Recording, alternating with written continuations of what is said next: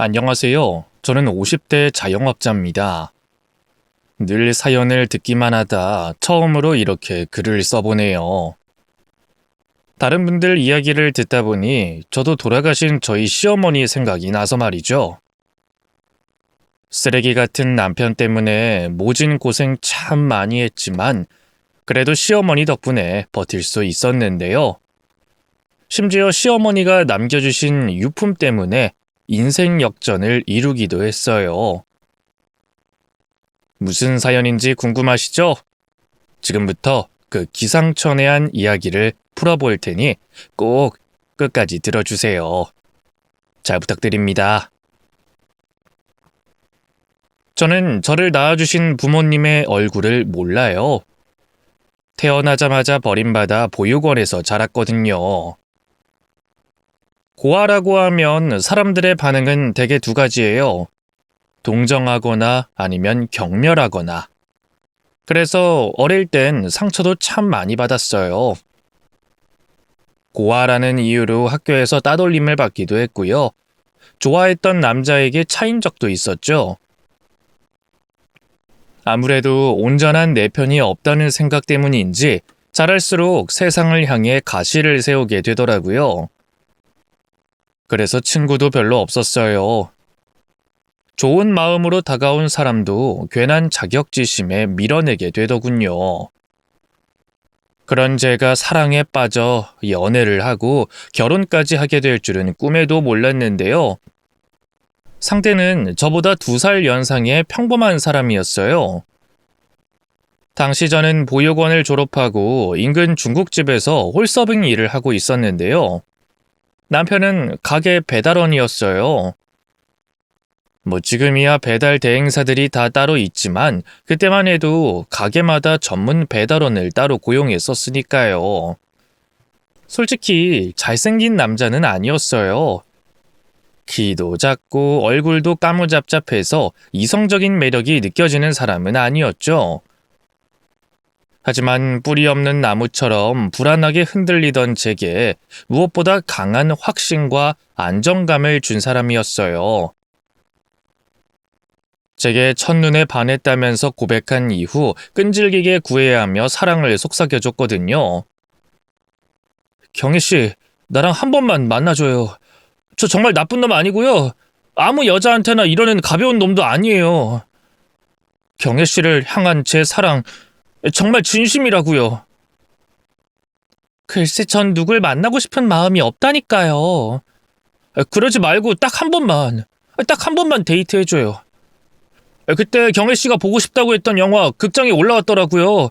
같이 보러 가요. 네? 10번 찍어 안 넘어가는 나무 없다잖아요. 그 사람의 끈질긴 구애에 저는 결국 못 이기는 척 같이 영화를 봤고요. 그날 이후 2번 더 만나다 보니 마음이 가서 사귀게 됐죠. 처음에 거절했던 게 거짓말처럼 저는 시간이 흐를수록 그 사람에게 푹 빠져들었어요. 그동안 사랑에 목말랐기 때문일까요? 그 사람과 끌어안고 있을 때 몸에서 몸으로 전해지는 온기, 다정하고 낯뜨거운 고백들, 켜켜이 쌓여가는 둘만의 추억까지 무엇 하나 따뜻하지 않은 게 없었어요. 늘 차갑게 얼어붙어 있던 제 마음에 비로소 봄이 찾아온 것 같았죠. 결혼을 생각하게 된 건 당연한 수순이었어요. 그 사람과 저를 반씩 닮은 예쁜 아기를 낳아 저는 받지 못했던 엄마의 애정을 듬뿍 주고 싶었죠. 다행히 그 사람도 하루빨리 가정을 이루고 싶어 했고요. 그렇게 저희는 만난 지 1년 만에 식을 올리고 정식으로 부부 사이가 됐어요. 둘 다 모아둔 돈이 없어 물 하나 떠다 두고 온가락지를 교환한 게 전부인 결혼식이었지만 그래도 얼마나 행복했는지 몰라요. 남편은 사고로 일찍이 아버지를 여의고 어머니와 둘이 살고 있었는데요. 사실 시어머니는 저를 별로 마음에 들어하지 않으셨어요. 왜 아니겠어요. 부모 없는 천의 고아에 특출난 구석도 없는 평범 이하의 며느리인데. 하지만 남편이 저 아니면 안 된다고 고집을 부려서 울며 겨자 먹기로 저희 사이를 허락하신 거였죠. 그런 상황이니 시집살이는 이미 예고된 일이었어요. 남편과 1박 2일로 짧게 바다를 보러 다녀오는 것으로 신혼여행을 마쳤는데요. 돌아오자마자 시어머니가 저녁 밥상부터 차리라고 하시더군요. 그 표정이며 눈길이 어찌나 매서운지 절로 오금이 저렸어요. 제 옷도 못 갈아입고 바로 부엌으로 들어가 밥을 안 쳤죠. 사실 보육원을 나온 뒤로 쭉 혼자 살았기 때문에 요리 하나만큼은 자신이 있었는데요. 시어머니가 바로 옆에서 팔짱을 낀 채로 뭐 하나 꼬투리 잡을 기세로 쳐다보고 있어서일까요? 그날따라 유독 잔실수가 많았어요. 결국 밥은 설익었고요. 국은 너무 짜게 됐죠. 시어머니가 밥상에 앉아 국을 한술 뜨시더니 바로 탁 소리가 나게 숟가락을 내려놓으시더군요. 그리고는 기본이 안 돼 있다면서 혀를 쯧쯧 차시더라고요. 아니 너는 나이가 몇인데 국 하나 제대로 끓일 줄 몰라? 끼고 살림 가르치려면 아주 내가 죽어나겠네. 죽어나겠어. 이래서 어릴 때부터 부모 가정교육이 중요한 거야. 뭐 누가 있었어야 이런 걸 배우지. 제가 고아라는 걸 뻔히 아시면서도 부모 가정교육을 운운하는 게 너무 속상했어요. 서러운 마음에 눈에 설핀 눈물이 고였는데요. 그걸 보고 또 노발대발 하시더군요. 아유, 내가 뭘 어쨌다고 저렇게 우는 신용을 해? 하여간 요즘 젊은 것들은 시애미가 어디 며느리 무서워서 말이라도 한마디 얹겠어? 죄송해요, 어머님. 일부러 운 건 아니에요. 해 다진 저녁에 기집애가 울면 얼마나 재수가 없는데. 당장 또 끄치고 화장실 가서 씻고 와. 시어머니의 불호령에 저는 후다닥 화장실로 달려갔어요. 그리고 개수대 앞에 쭈그리고 앉아 얼굴을 씻는데 웬걸 눈물이 멈추긴커녕 더 나오더군요. 모진 소리만 쏟아내는 시어머니도 야속했지만 그런 상황에서 모르쇠로 밥만 먹고 있는 남편에게 참 많이 서운했어요. 그래서 그날 밤 설거지를 마치고 잠자리에 들었을 때 남편에게 따졌죠. 아까 어머님이 뭐라고 할 때 좀 나서주지. 당신 너무한 거 아니야? 아니 내가 나서봤자 뭐가 해결된다고 그래. 오히려 엄마 화만 더 돋우지. 그래도 내가 눈물까지 흘렸는데 어쩜 그렇게 가만히 있기만 해? 아니 나라고 뭐 마음이 편했는 줄 알아? 밥이 입으로 들어가는지 코로 들어가는지도 몰랐다고. 막 우겨 넣었더니 속이 더부룩해서 죽을 것 같아. 그래서 뭐 당신 아프니까 조용히 하라고? 아이 왜 그래 진짜. 신혼여행 다녀온 첫날 밤인데 싸우자는 거야? 그게 아니라. 됐어. 더 얘기해봤자 싸우기만 하겠다. 서러운 마음에 확 돌아눕자 남편이 아차 싶었는지 뒤에서 저를 끌어안았어요. 아이 미안해. 내가 잘못했어. 응? 안 그래도 엄마가 당신 반대하는데 내가 막 우겨서 한 결혼이잖아. 그래서 괜히 또 나섰다가 당신만 더 상처받을까봐 그랬어. 엄마한테 너무 심하게 말씀하지 마시라고 기회 봐서 얘기할게. 그러니까 속상해하지 마. 알겠지? 제가 남편을 참 많이 좋아하긴 했나 봐요. 그 별거 아닌 위로에 또 마음이 사르르 녹더군요. 그래서 돌아누워 남편의 품에 안겼네요. 나도 화내서 미안해. 어머님이 나 예뻐하실 수 있도록 내가 더 노력할게.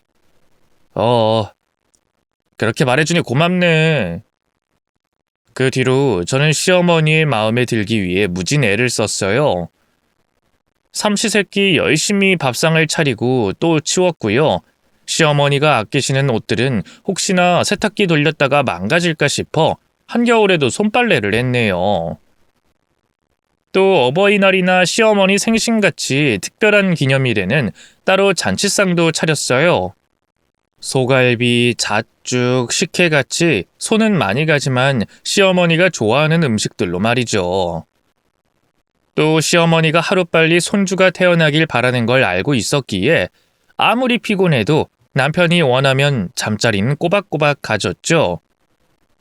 그런 노력에도 불구하고 시어머니는 좀처럼 제게 마음을 열지 않으셨어요. 금방 들어설 것 같던 아이도 좀처럼 소식이 없었죠. 그런 상황에서 시어머니의 괴롭힘은 날이 갈수록 심해졌어요. 김장철에 일가 친척들 다 나눠 먹을 거라며 김치 100포기를 혼자 만들게 시킨 적도 있고요. 난방비가 아깝다면서 제가 씻을 때마다 꼭 보일러를 꺼버리셨네요. 그럼 전 뭐라고 말도 못하고 한겨울에도 찬물로 씻어야만 했어요. 애 못 낳는 하자 있는 연이라는 둥, 씨바지라도 드려야 한다는 둥 막말의 수위도 점점 높아졌죠. 그런 상황에서 남편과 좋은 관계를 유지하는 건 어려운 일이었어요. 시어머니 문제로 저희 부부는 자주 다퉜고요. 언젠가부터 한 이불에 누워도 서로 말 한마디 섞지 않게 됐어요. 대화를 나눠봤자 싸우기만 한다는 걸 잘 알고 있었으니까요. 그쯤에 남편도 배달 일을 그만두고 건설회사에 들어가 현장 일을 하고 있었기 때문에 한창 힘들었을 거예요. 서로가 너무 힘든 상황에 있다 보니 상대를 돌볼 여력이 없었던 거죠. 남편이 이해가 되면서도 심적으로 여전히 원망스러웠네요. 남편을 만나기 전보다 훨씬 더 사무치게 외로웠어요. 저라는 존재가 점점 모래알처럼 작게 흩어지는 기분이었죠. 이게 결혼의 현실인 건가? 대체 나는 왜 이런 남자를 고른 걸까? 하는 회의감에 매일 밤 백인릿을 적시며 울었네요. 그러던 어느 날이었어요. 주말에 친척 어르신들이 오기로 해서 시어머니와 같이 시장에 가 장을 봤는데요. 시어머니가 어찌나 손이 크신지 쌀이며 고춧가루, 온갖 채소와 고기를 넘치도록 한가득 샀어요. 그걸 작은 수레에 우겨 넣고도 모자라서 한 손엔 들고 머리에도 이고 온몸이 부서지는 것 같았죠. 제가 옆에서 끙끙거리고 있는데도 시어머니는 좀 들어줄까라는 빈말 한마디 건네지 않더군요. 어찌나 얄밉던지요. 심지어 짐이 너무 많으니 버스 타면 눈치 보인다고 그냥 집까지 걸어가자 하시더군요. 물론 걸어서 20분 거리라 그렇게 먼 건 아니었지만 당시 저는 온갖 짐을 다 들고 있었잖아요. 이대로는 죽겠다 싶어서 시어머니를 향해 슬쩍 입을 열었죠. 어머님, 제가 기사님한테 잘 말씀드릴 테니까 버스 타면 안 될까요? 짐이 너무 무거워서요. 젊은 애가 무겁긴 뭐가 무겁다고? 그냥 건강 생각해서 운동도 할 겸 걸어가자꾸나.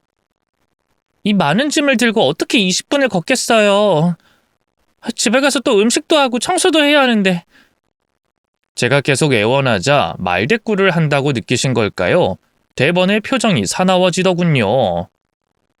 아니, 시애미가 그렇게 하자는데 어디서 자꾸 따박따박 대거리야? 버스비는 뭐 땅 파면 나오니? 다 우리 순철이가 힘들게 일해서 벌어오는 돈인데 집에서 놀고 먹는 주제 이 정도 거리도 버스를 타는 사치를 부리겠다는 거야? 바락바락 악을 쓰며 야단치는 시어머니 때문에 시장을 오가는 사람들의 이목이 순식간에 저희 고부에게 쏠렸어요. 너무 부끄러운 마음에 죄송하다고 잘못했으니까 얼른 집에 가자고 했네요. 그런데 시어머니는 이미 단단히 마음이 상했던가 봐요. 평소 걷던 길을 두고 일부러 강이 낀 길로 돌아가자 하더군요. 오랜만에 강변 걸으면서 산책 좀 하고 싶다고요. 누가 봐도 저를 괴롭히려는 의도가 분명했지만 더는 대거리할 힘도 없어 그냥 시어머니 가는 대로 따라갔죠. 작은 술에 끌랴, 머리에 인 짐 챙기랴, 얼마나 정신이 없던지요. 그런데 바로 그때였어요. 앞에서 잘 걷던 시어머니가 갑자기 휘청이는가 싶더니 그대로 강물에 휙 빠져버렸어요. 간밤에 비가 와서 집안이 약해진 부분을 잘못 디딘 것 같더군요. 안 그래도 물이 불어나 있던 터라 시어머니는 좀처럼 밖으로 빠져나오진 못했고요. 물살에 휩쓸려 점점 더 안쪽으로만 들어갔어요. 도움을 요청하려고 해도 주변에 개미 새끼 한 마리 지나가질 않더라고요. 어떡하지 발만 동동 구르다가 시어머니 얼굴이 수면 아래로 완전히 내려간 순간 도저히 안 되겠다 싶어 강물로 풍덩 뛰어들었어요. 저는 정식으로 수영을 배운 적이 한 번도 없거든요. 물가에서 놀 만큼 한가한 시간을 보냈던 적도 없고요. 하지만 어쩌겠어요. 이미 강물로 뛰어든 훈데. 평소 사람들이 헤엄치던 걸 생각하면서 그대로 흉내내려고 노력했어요. 다행히 몸이 뜨는가 싶더니 조금씩 앞으로 나아가지더군요. 어머님, 저 잡으세요. 얼른요. 저는 시어머니를 향해 손을 뻗었어요. 시어머니는 이미 정신이 없는지 아무런 반응이 없더군요. 무서운 마음에 허겁지겁 시어머니의 어깨를 붙잡고 제 쪽으로 끌어당겼네요. 어머님, 정신 차리세요. 제가 구하러 왔으니까 정신 차리시라고요. 저는 시어머니를 끌어안고 어떻게든 강물 밖으로 나가려고 했어요.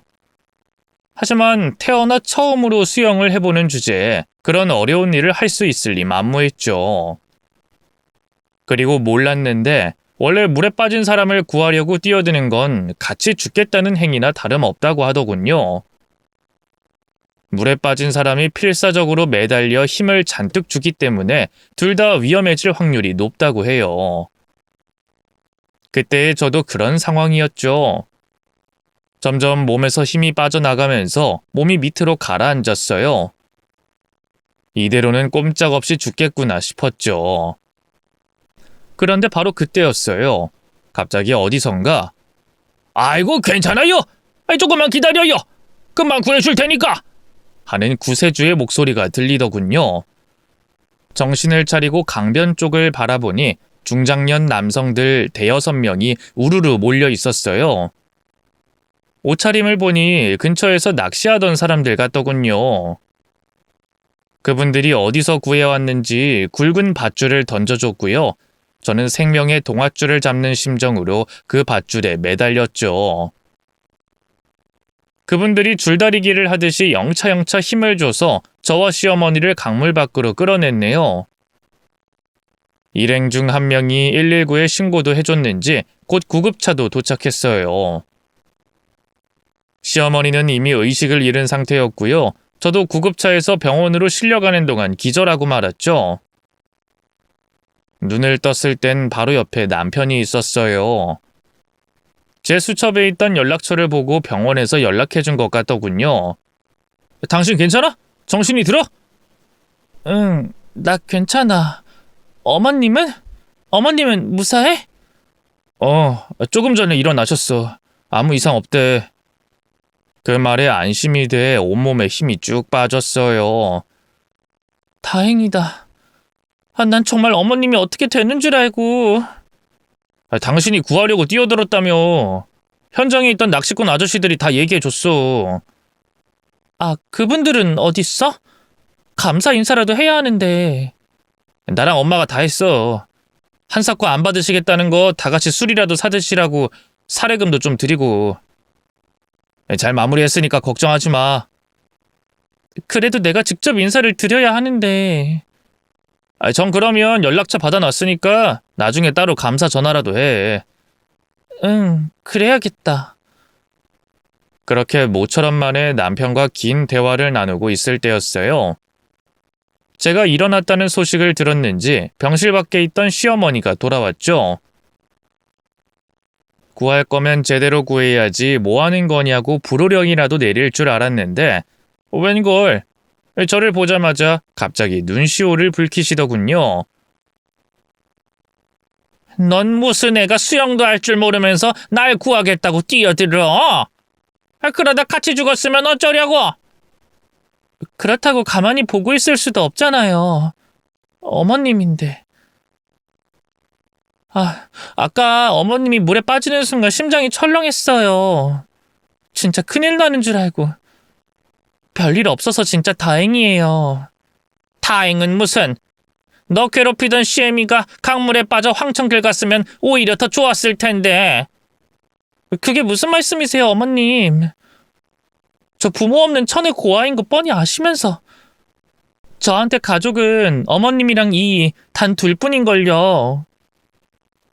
제 말에 시어머니는 아무 말도 하지 않았어요. 하지만 계속해서 홀로 훌쩍이면서 눈물을 훔치셨죠. 그 뒤로 시어머니는 완전히 다른 사람이 됐어요. 제가 시집 온 이후 완전히 손을 놨던 집안일도 조금씩 같이 거들기 시작했고요. 저를 향해 내뱉던 모질고 날선 말들도 언젠가부터 더는 하지 않으셨죠. 그렇다고 천사 같은 시어머니가 돼 다정하게 구신 건 아니고요. 조금 무뚝뚝하지만 따스한 분이 됐다고 해야 할까요? 어쨌든 그 놀라운 변화에 저는 좋기만 했어요. 드디어 어머님에게 인정받은 것 같아서 너무 행복했죠. 한 번은 제가 감기 몸살로 알아누운 적이 있는데요. 옛날 같았으면 거들떠도 안 보고 눈치만 주셨을 뿐이 웬일로 먹고 싶은 게 없냐고 묻더군요. 목이 부어서 아무것도 먹질 못하니까 그런 것 같았어요. 평소 같았으면 없다고 했을 텐데 그날은 열에 들떠 제정신이 아니었어요. 그래서 시어머니 손을 붙잡고 냉큼 먹고 싶은 걸 얘기했네요. 저 호박죽이 먹고 싶어요. 호박죽? 네. 어릴 때 저 보육원 있을 적에 저 입양해 간다는 아줌마 아저씨가 있었거든요. 그때 저를 데리고 나가서 호박죽을 사주셨는데 그게 너무 맛있었어요. 앞으로 이렇게 친절하고 멋진 아줌마 아저씨랑 가족이 돼서 행복하게 살겠구나. 맨날 이렇게 맛있는 음식을 먹을 수 있겠구나. 너무 설렜었죠. 결국 그 아줌마 아저씨가 입양 취소를 했을 때 얼마나 서러웠는지 몰라요. 그런데도 그 호박죽이 먹고 싶어? 그때 그 기억은 떠올리기도 싫어서 묻어뒀는데 그 호박죽 맛은 아직도 가끔 생각이 나요. 참 달고 맛있었거든요. 시어머니는 별말 없이 그대로 방을 나가셨어요. 저는 그런 대화를 나눴다는 것도 까맣게 잊고 약기운에 까무룩 잠들었는데요. 다시 눈을 떴을 땐 집안에 달디단 냄새가 진동을 하더군요. 제가 깨어났다는 걸 알고 시어머니가 그릇에 뭔가를 가득 담아 내밀었어요. 노란 호박죽이었죠. 시어머니가 직접 시장에서 늙은 호박을 사다 찹쌀과 함께 같이 만들었다고 하더군요. 그냥 내 방식대로 만든 거라 입에 맞을지 모르겠다. 시어머니는 퉁명스럽게 말씀하시면서도 제 손에 조심스럽게 숟가락을 쥐어주셨어요. 저는 간신히 손에 힘을 줘 죽을 한 숟가락 퍼먹었죠. 어찌나 달고 맛있던지요. 옛날 그 맛과 똑같아 저도 모르게 눈물이 나왔네요. 어머님, 이 호박죽 제가 옛날에 먹었던 거랑 맛이 똑같아요. 아니 그것보다 더 달고 맛나요. 괜한 아부 떨 거 없다. 아부 아니에요. 진짜 너무너무 맛있어요. 저는 앉은 자리에서 죽 한 그릇을 다 비웠어요. 시어머니가 그 모습을 말없이 보다가 한 그릇 더 주랴? 하고 묻더군요. 저는 냉큼 고개를 끄덕였고요. 두 번째 죽도 깨끗하게 다 비웠죠. 그 뒤로 거짓말처럼 감기가 싹 나았어요. 저는 아직도 시어머니가 해준 호박죽 덕분이라고 생각합니다. 호박죽에 어떤 특별한 효험이 있었다는 게 아니라요. 그 안에 담긴 시어머니의 따뜻한 애정, 걱정 같은 게 제 병을 치유했다고 믿어요. 어쨌든 그 뒤로도 시어머니와 저는 제법 잘 지냈어요. 시어머니는 퉁명스럽게 굴어도 옛날처럼 막말을 하진 않으셨고요. 저와 함께 집안 살림을 돌보면서 이런저런 가르침도 많이 주셨죠. 언젠가부터 저는 시어머니를 진짜 친엄마처럼 생각하게 됐네요. 시어머니도 저를 진짜 친딸처럼 생각하셨는진 모르겠지만 어쨌든 전보다는 더 애정 있게 대해주셨어요. 남편도 그런 저희 고부의 변화를 참 반가워했죠. 이젠 온 식구가 행복해지는 일만 남았다고 생각했는데 하늘도 참 무심하시죠. 인생사 세옹지마라고 또다시 뜻밖의 불행이 찾아왔어요. 불행의 근원지는 남편이었어요. 제가 시어머니와 사이가 개선된 뒤로 남편과의 관계도 제법 좋아졌는데요. 저는 그 기회에 다시 아이 가지는 노력을 하고 싶었는데 이상하게 남편은 저와의 잠자리를 피했어요. 혹시 다른 여자가 생긴 건 아닐까 싶더군요. 그렇다고 해서 남편을 추궁하거나 몰래 증거를 찾아본다거나 한 건 아니에요. 그저 막연하게 불안에 떨기만 할 뿐이었죠. 지금 생각해보면 너무 무서워서 그랬던 게 아닐까 싶어요. 만약 남편이 정말 바람을 피우는 게 확실해진다면 저는 그저 단순히 남편을 잃는 걸로만 끝나는 게 아니었으니까요. 집도 가족도 시어머니도 모든 걸 잃게 되는 거였죠. 하지만 언제까지 마냥 외면만 하고 살 수는 없는 노릇이었어요. 하늘도 그걸 알았는지 억지로 제 등을 떠밀어 주셨죠. 무슨 소리냐고요? 글쎄, 옆 동네로 장을 보러 나갔다가 남편의 바람을 정통으로 목격했지 뭐예요. 심지어 옆에는 시어머니까지 같이 있었는데 말이죠. 남편은 웬 새파랗게 어린 여자애를 끌어안고 희희낙낙하면서 노래방 안으로 들어가고 있었어요. 그 모습을 보면서 정작 저는 눈앞이 새하얘지며 굳어버렸는데 시어머니가 벼락처럼 앞으로 튀어나가시더군요. 너 이놈의 자식, 하라는 일은 안 하고 밖에서 대체 뭘 하고 있는 거야? 옆에 인연은 누구고? 엄마, 당신까지 여긴 어떻게? 지금 그게 중요해? 옆에 있는 년은 누구냐고 물어봤잖아. 설마 너 며느리 두고 바람난 거냐?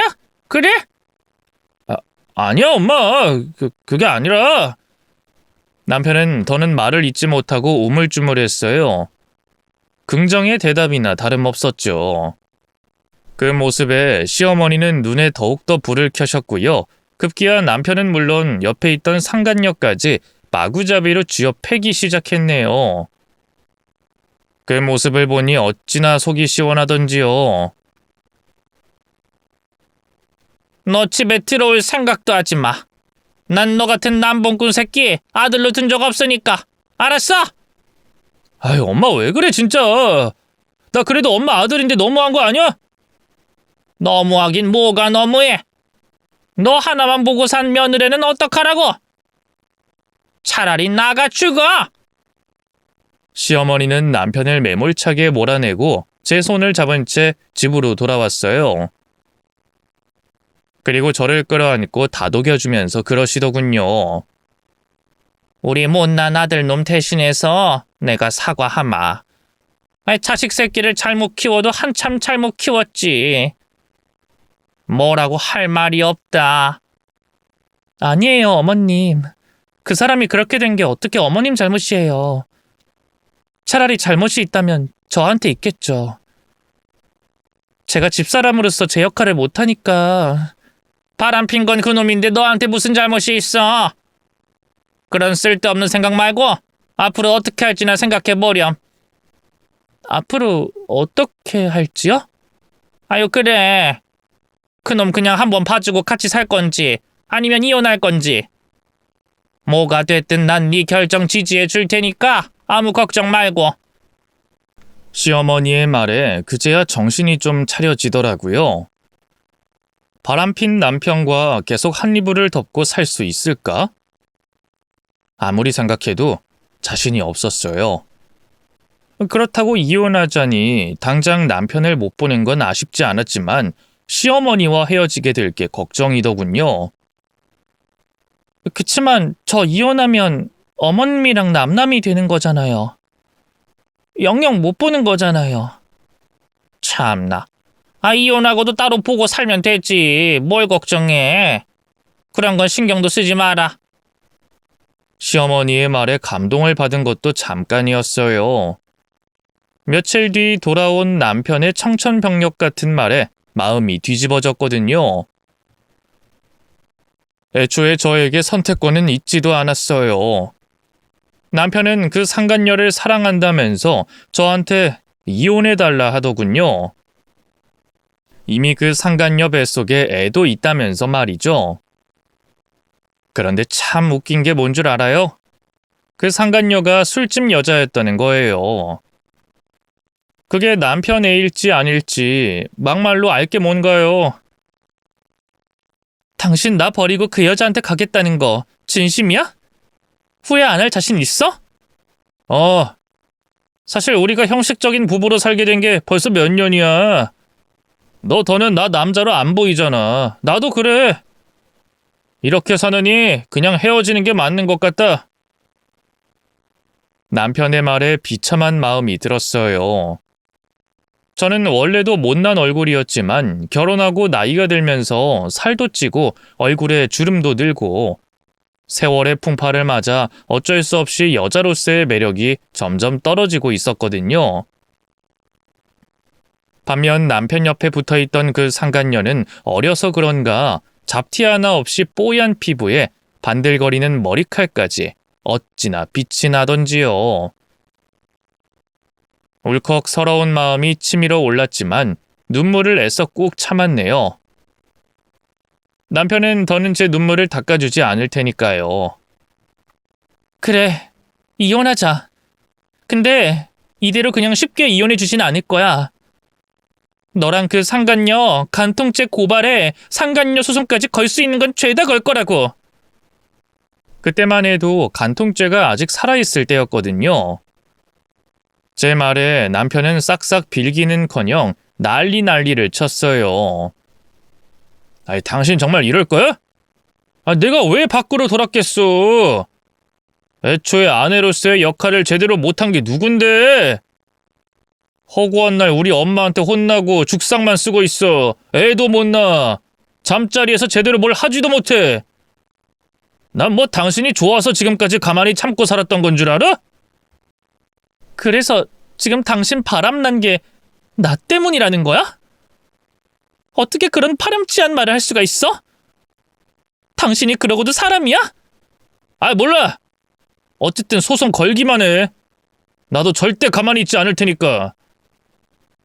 남편은 자기 성에 못 이겨 방에 있던 물건을 때려 부수더니 그대로 밖으로 나가버렸어요. 아마 그 상간녀에게 간 거겠죠. 엉망이 된 방 안을 둘러보고 있자니 심장이 찢어지는 기분이었어요. 한때 여기서 그 누구보다 안락한 가정을 이룰 수 있을 거란 믿었는데 이젠 모든 게 돌이킬 수 없을 만큼 망가져버린 뒤였죠. 그렇게 혼자 얼마나 울고 있었을까요? 갑자기 똑똑 노크 소리가 들리더니 시어머니가 방 안으로 들어왔어요. 그리고 제 앞에 무언가를 내어주시더군요. 뭔가 했더니 호박죽이었어요. 그걸 보니 또다시 눈물이 핑 돌더군요. 아이고, 그만 좀 울고 이거라도 좀 먹거라. 급하게 써서 맛이 있을까 모르겠는데. 아니에요. 맛있을 거예요. 잘 먹을게요. 사실 먹을 기분은 아니었지만 시어머니의 정성을 생각해서 먹었어요. 죽 한 그릇을 비우고 나니 시어머니가 갑자기 제 손에 두둑한 봉투를 쥐어주시더군요. 이게 뭐예요, 어머님? 그동안 내가 한 푼 두 푼 모아온 쌈짓돈이다. 원래는 손주 태어나면 주려던 건데 갖고 가서 요긴하게 써라. 네? 갖고 가서 쓰라니. 아이, 그럼 저 폭력적이고 파렴치한 놈이랑 평생 같이 살 거야? 그땐 네 뜻에 맡기겠다고 했지만 이젠 안 될 것 같다. 저런 쓰레기 같은 놈이랑 널 같이 살게 할 수는 없어. 다 잊고 떠나. 좋은 남자 만나 새 출발하거라. 어머님, 그치만 그럼 어머님이랑은... 아니, 내가 말했잖아. 네가 이혼을 하든 안 하든 난 계속 너 볼 거라고. 그러니까 그건 아무 걱정하지 마. 그놈이랑 상간녀 간통죄로 꼭 고발도 하고. 저를 응원해주는 시어머니를 보며 없던 용기가 솟아났어요. 남편과 헤어져야겠다는 생각을 비로소 할 수 있었죠. 그래도 차마 시어머니가 준 쌈짓돈을 받을 순 없더라고요. 어머님, 이 돈 도로 가져가세요. 제가 이 돈을 어떻게 받아요? 아이, 괜찮아. 받아. 그동안 이 못된 시애미 모시고 사느라 고생 많았다. 제가 고생을 하긴 무슨 고생을 해요. 어머님처럼 좋은 시어머니가 또 어디 있다고. 참나. 내가 너 시집 오자마자 구박했던 걸 벌써 다 잊은 거야? 잊은 건 아니지만 그래도 그만큼 참 잘해주셨잖아요. 이제서 하는 말이지만 그땐 참 미안했다. 내가 한참 어른인데도 너한테 참 못나게 굴었어. 그런 내 허물을 다 덮어줘서 고맙다. 알지? 내가 너를 이젠 내 친딸처럼 귀하게 여긴다는 걸. 그러니 어디 가든 꼭 연락하고 살고 아프지 말거라. 알았지?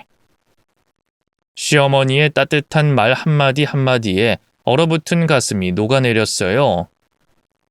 시어머니와 둘이 끌어안고 서로 얼마나 울었는지 몰라요.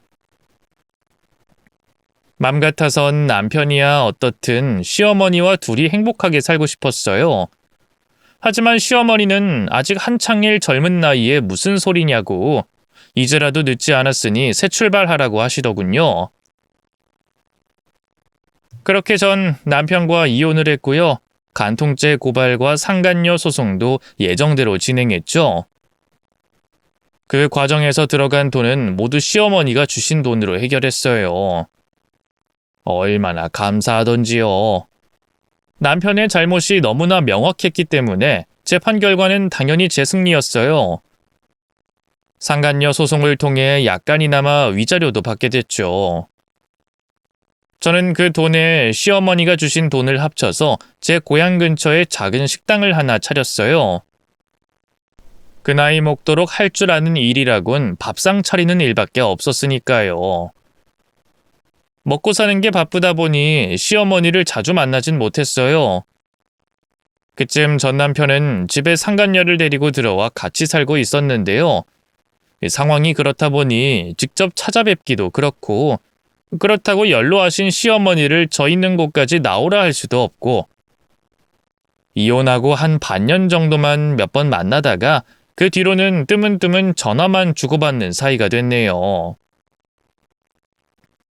그래도 어버이날이나 어머님 생신엔 꼭 잊지 않고 선물을 보냈어요. 시어머니도 틈날 때마다 직접 만든 호박죽이나 김치 같은 걸 보내주셨죠. 혼자 지내는 삶은 생각보다 나쁘지 않았어요. 물론 외로웠지만 그건 껍데기뿐인 전 남편을 끌어안고 살 때도 마찬가지였으니까요. 오히려 그때는 없던 자유가 생겨 더 좋다는 생각마저 들더군요. 장사도 처음엔 파리만 날렸는데요. 조금씩 입소문이 나기 시작하면서 단골 손님들이 제법 생기기 시작했어요. 앞으로도 쭉 지금 같기만 했으면 좋겠다는 생각이 들 정도였죠. 그러던 어느 날이었어요. 평소처럼 가게 문을 열고 장사를 하는데 갑자기 누군가 불쑥 아는 체를 했어요. 아이, 땡땡동 살던 세대가 아니야? 그 커다란 강인는. 제가 전에 살던 동네를 언급하기에 누군가 했더니 웬걸 물에 빠진 저와 시어머니를 구해줬던 그 낚시꾼 아저씨 중에 한 명이더군요. 나중에 시어머니와 따로 한 번 더 찾아가 인사를 드렸었기에 얼굴이 바로 생각이 나더라고요. 아, 안녕하세요, 아저씨. 여긴 어쩐 일이세요? 나 동생이 여기 살아서 같이 밥 먹으러 왔다가. 아이, 새댁은 언제 여기로 이사한겨? 며칠 전까지만 해도 새댁 남편을 동네에서 봤는데. 아, 그게... 그 사람이랑 헤어졌어요. 지금은 여기서 혼자 장사하면서 살아요. 제 말에 아저씨의 얼굴이 당황으로 물들었어요. 아유, 그래? 아유, 난 그것도 모르고 괜한 걸 물었네. 미안해. 아니에요. 그보다 얼른 앉으세요. 저는 민망해하는 아저씨에게 정성껏 음식을 만들어 대접했어요. 돈을 안 받으려고 했는데 완강하게 계산을 하려고 하셔서 결국은 제가 지고 말았죠. 아이, 새댁이 이렇게 돈 안 받으려고 하면 내가 앞으로 불편해서 여기 오겠어? 동생 때문에 앞으로도 종종 들릴 텐데 그러지 말고 얼른 받아. 아이, 팔 떨어지겠어. 아, 그럼 알겠어요. 대신 자주 오셔야 돼요. 제가 서비스 많이 드릴 테니까. 아이, 그래, 알겠어. 그 뒤로도 아저씨는 종종 저희 가게에 찾아오셨어요. 그런데 한 반년쯤 지났을까요? 오랜만에 찾아온 아저씨 표정이 왠지 모르게 어둡더군요. 무슨 일이 있냐고 물어보니 돌아온 대답은 너무나 충격적이었어요. 이걸 새댁한테 말하는 게 맞는지 모르겠는데. 어머님, 그러니까 새댁 전 시어머니 말이야. 그분 위암 투병 중인 건 알지? 생각지도 못한 소식에 입이 떡 벌어졌어요. 그쯤 시어머니와 연락이 잘 안 되고 있긴 했지만 설마 하니 암에 걸리셨을 줄이야. 아니요, 전 까맣게 몰랐어요. 얼마나 심각한 건데요? 병원엔 가보셨대요? 아이, 그럼 그 병원 가서 항암 치료도 하고 다 해봤는데 워낙 진행이 많이 돼서 어려운 모양인가 봐. 아이, 그것도 그건데 새댁 전 남편 말이야. 아이, 글쎄 얼마 전에 새살림 차린 여자랑 집에 있는 배물을 싹 들고 날랐지 뭐야. 네? 뭐라고요? 그럼 어머님은요? 충격에 몸져 누우셨지 뭐. 자식놈이라고는 하나 있는 게 이 병수발을 들긴커녕 집에 있는 돈을 다 들고 날라버렸으니. 아저씨의 청천벽력 같은 말에 너무 화가 났어요. 그래서 바로 전 남편에게 전화를 걸어봤지만 없는 번호로 뜨더군요. 시어머니 역시 전화를 안 받긴 마찬가지였어요. 결국 저는 고민 끝에 바로 시댁으로 향했어요. 그리웠던 집은 사람 손을 못 타서인지 어느새 폐허가 되어 있더군요. 어찌나 가슴이 아리던지요. 대문을 열고 안으로 들어갔어요. 마당에서 시어머니를 부르자 안방에서 기척이 나더니만 한참 뒤에야 시어머니가 밖으로 나오더군요. 급하게 옷을 입고 머리를 만지신 것 같은데 그래도 꼴이 말이 아니었어요. 어머님, 대체 이게 어떻게 된 일이에요? 아니, 갑자기 찾아와선 뭐가? 연락이라도 한 통 하고 오지. 모른 척 시치미 떼지 마세요. 저 동네 분한테 들어서 다 알고 있어요. 어머님, 아프시다면서요. 위암이라면서요. 근데 자식이란 놈이 어떻게 그런 쓰레기 같은 짓을... 아이고, 너한테만은 비밀로 하고 싶었는데 다 알아버렸구나. 왜 저한테 비밀로 하려고 했어요? 다른 사람은 몰라도 저는 알았어야죠. 긴 말할 거 없고요. 일단 같이 병원부터 가요. 병원에서 뭐래요? 이제 또 뭘 해야 한대요? 하긴 뭐래. 항암 치료도 해보고 수술도 해봤지만 이제 더 할 수 있는 게 없단다. 난 어차피 살 만큼 살았으니 신경 쓰지 말고 그만 너도 가봐. 이제 우리 사이 남이나 다름없는 사이인데 여기까진 왜 온 거야? 귀찮기만 하지. 시어머니가 일부러 제게 못되게 말씀하시는 게 느껴졌어요. 아마 자신이 곧 죽을 목숨이니 정을 때려 하신 거였겠죠. 하지만 시어머니와 제가 같이 산 세월이 몇 년인데요. 시어머니의 그런 의도가 다 뻔히 읽혀서 눈물만 나왔네요. 어머님이 어떻게 말씀하시든 저 안 가요. 아니, 못 가요. 그러니까 얼른 안으로 같이 들어가요. 아유, 같이 들어가긴 어딜 같이 들어가. 넌 너네 집 가라니까. 여기가 제 집이잖아요. 어머님이 여기 계신데 당연히 여기가 제 집이죠. 제 말에 시어머니는 아무 말씀도 못 하셨어요. 그러다 갑자기 왈칵 눈물을 쏟으시더군요. 저도 그 모습을 보고 있자니 가슴이 미어지면서 절로 눈물이 흘러나왔어요.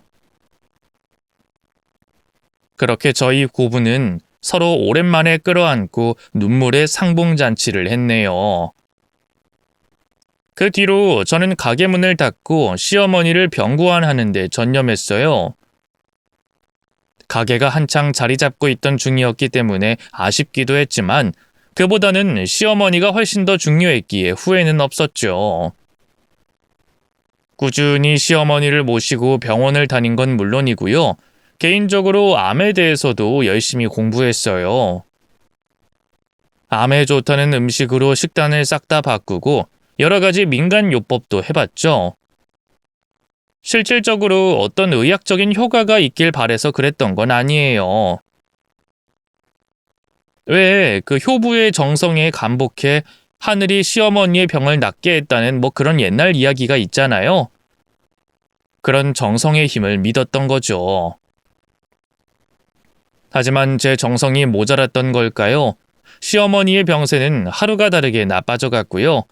결국 얼마 못 가 세상을 떠나셨어요. 그나마 한 가지 다행인 점이라면 고통 없이 잠자듯이 돌아가셨다는 것일까요? 시어머니를 떠나보내고 얼마나 울었는지 몰라요.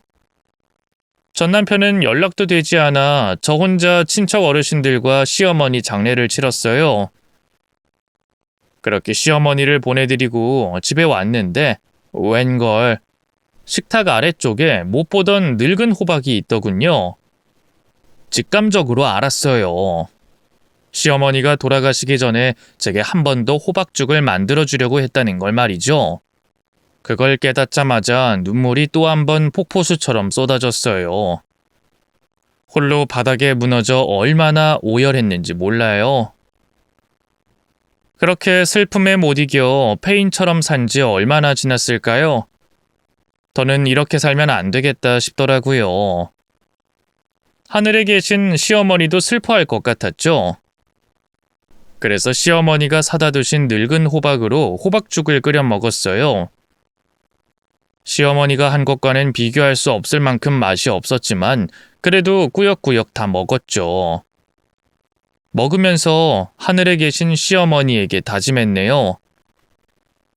어머님 딸로서 부끄럽지 않게 정말 열심히 살겠다고. 그러니 지켜봐 달라고 말이죠. 그 뒤에 한 일은 시어머니의 방을 정리하는 일이었어요. 워낙 소박하셨던 분이라 물건도 몇 개 없었어요. 계절별 옷가지와 자그마한 액세서리 몇 개 정도가 전부였죠. 그런데 시어머니가 평소 즐겨 입던 가디건에 웬 종이 한 장이 끼워져 있는 게 아니겠어요? 자세히 살펴보니 편지 봉투더군요. 고민하다 열어봤는데 웬걸 시어머니가 제게 남긴 유서이자 편지였어요. 자신의 마지막을 직감하시고 적어둔 것 같더군요. 사랑하는 우리 딸 경애 보거라. 시어머니의 첫 문장에 바로 눈물이 터졌어요. 가빠지는 숨을 꾹 참고 계속해서 편지를 읽어내렸죠. 그동안 미안했다, 사랑했다는 말과 함께 이런 말이 적혀 있더군요. 내 장례 끝나면 마당에 창독대를 열어봐라. 그 문장에 어리둥절해졌어요. 갑자기 장독대를 열어보라니 그 안에 들어있는 거라곤 된장뿐인데 말이죠. 그래도 궁금한 마음에 바로 마당으로 나가 장독대를 열어봤어요. 역시나 들어있는 건 새카만 된장뿐이었는데요. 혹시나 하는 마음에 손을 넣어 깊숙한 곳까지 뒤져보니 웬 비닐봉투가 바스락 소리를 내면서 만져지더군요. 그제야 시어머니가 제게 뭔가를 남겨주셨구나 싶더라고요. 하지만 시어머니는 전 남편에게 모든 재산을 빼앗겼고 그래서 빈털터리가 된 걸로 알고 있는데 병원비며 생활비도 전부 제가 모아둔 돈으로 충당했는데 뭘 물려주신 건지 알 수가 없었죠. 봉지 안에는 작은 종이 2장이 전부였어요. 열어서 찬찬히 그 종이에 적힌 내용을 살펴보던 저는 너무 놀라서 뒤로 자빠지고 말았습니다. 그리고 허둥지둥 일어나 핸드폰으로 몇 달 전 발표된 복권 번호를 검색했죠. 맞아요. 시어머니가 물려주신 건 무려 1등짜리 복권이었어요. 당첨금만 요즘 시세로 10억 원에 달했죠. 함께 동봉된 종이에는 시어머니의 짧은 편지가 적혀 있었는데요. 암이라는 걸 알게 된 날 억울한 마음에 복권을 샀는데 그게 1등 당첨이 됐다고 하더군요. 처음엔 그걸 전 남편과 제게 반씩 물려줄 생각이었대요. 하지만 그 사이에 전 남편이 상간녀와 도망가 버렸고 이젠 전부 다 제 몫이라고 하시더군요. 절대 내 아들에겐 주지 말거라. 그랬다간 널 평생 원망할 거야. 이건 늙고 병든 날 친정엄마처럼 따라주고 보살펴준 너를 위해 주는 내 마지막 선물이야. 그러니까 꼭 혼자서 필요한 데 쓰거라. 시어머니의 마지막 편지를 읽는데 또다시 눈물이 줄줄 났어요. 저는 시어머니의 편지와 복권을 소중하게 품에 넣었고요. 며칠 뒤 시어머니의 유품을 정리하고 은행으로 가서 당첨금을 수령했죠. 수령 전까지만 해도 믿기질 않았는데요. 제 통장에 어마어마한 숫자가 찍히자 그제야 실감이 나더라고요. 그 당첨금을 어떻게 쓸까 고민하던 저는 일단 절반을 보육원에 기부했어요. 저와 같은 처지인 고아들에게 조금이라도 제 행운을 나눠주고 싶었고요. 이렇게 좋은 일을 하면 하늘에 계신 시어머니에게도 복이 가지 않을까 하는 마음도 있었네요. 그리고 남은 돈은 집을 사는 데 썼어요. 그때까지 변변한 집 한 채가 없어서 가게에서 먹고 자고 했거든요. 그 뒤로 다시 가게 문을 열고 원래 일상을 살았어요. 다행히 옛날 단골 손님들이 하나둘 찾아와 주셨고요. 예전만큼은 아니지만 매출이 조금씩 상승세를 보이기 시작했죠. 사실 3개월 넘게 가게 문을 닫고 있었기 때문에 망할 것도 각오하고 있었는데 말이에요. 아무래도 하늘에 계신 시어머니가 도움을 주신 게 아닐까 싶어요. 그런 은혜로운 시어머니가 배 아파 낳은 전 남편은 대체 왜 그 모양인지. 제가 가게 문을 다시 연 지 3달쯤 지났을까요? 전 남편이 제게 찾아왔어요. 그리고는 글쎄 돈을 내놓으라며 행패를 부리더군요. 돈이라니? 그게 무슨 말이야? 시침이 떼지 마. 당신 집 산 거 다 알고 있으니까. 변변한 재산 한 푼 없던 거렁뱅이 고아가 돈이 어디서 났겠어? 우리 엄마가 꽁쳐놨던 재산을 준 거겠지. 안 그래? 무슨 말이야? 어머님이 재산이 어딨어? 당신이 다 가지고 날랐는데. 따로 꽁쳐둔 돈 있었잖아. 안 그럼 당신이 어떻게 집을 사? 하여간 옛날부터 마음에 안 들었어. 우리 엄마 아들은 난데 왜 당신이 딸처럼 나서서 난리를 치냐고. 그러니까 마음 약한 우리 엄마가 홀랑 넘어가서 당신한테 간이고 쓸기고 다 빼줄 것처럼 군 거 아니야? 당신, 아니 네가 제대로 자식 노릇을 못하니까 나라도 한 거 아니야? 뭐? 네가? 이게 감히 누구한테 니니거려? 너 같은 짐승만도 못한 새끼한테 너너거리는 것도 과분해. 짐승도 자기 부모는 안 버리겠다. 어떻게 하나뿐인 엄마가 늙고 병들었다고 쏠랑 버리고 날라? 이 쓰레기 같은 새끼야? 뭐? 쓰레기 같은 새끼? 이게 진짜 이씨. 너 오늘 잘 걸렸다. 안 그래도 이혼 소송하면서 위자료 뜯어간 것 때문에 이를 갈고 있었는데 너 이년 이리 와. 내가 너 같은 년한테 위자료를 왜 줘야 돼? 오히려 너 같은 년 데리고 살아준 내가 위자료를 받아야지. 당장 그 돈 토해내. 그리고 우리 엄마 돈도 토해내고! 이게 어디 남의 가게 와서 행패를 부려? 전 남편은 제게 거침없이 손을 날렸어요. 저도 남은 게 악밖에 없어서일까요? 지지 않고 전 남편에게 달려들어 머리채를 쥐어뜯고 귀를 물어뜯었네요. 이 성별만 남자지 덩치도 작고 약해 빠진 전 남편은 제 상대가 되지 못했어요. 전 남편은 순식간에 바닥으로 나가 떨어졌고요.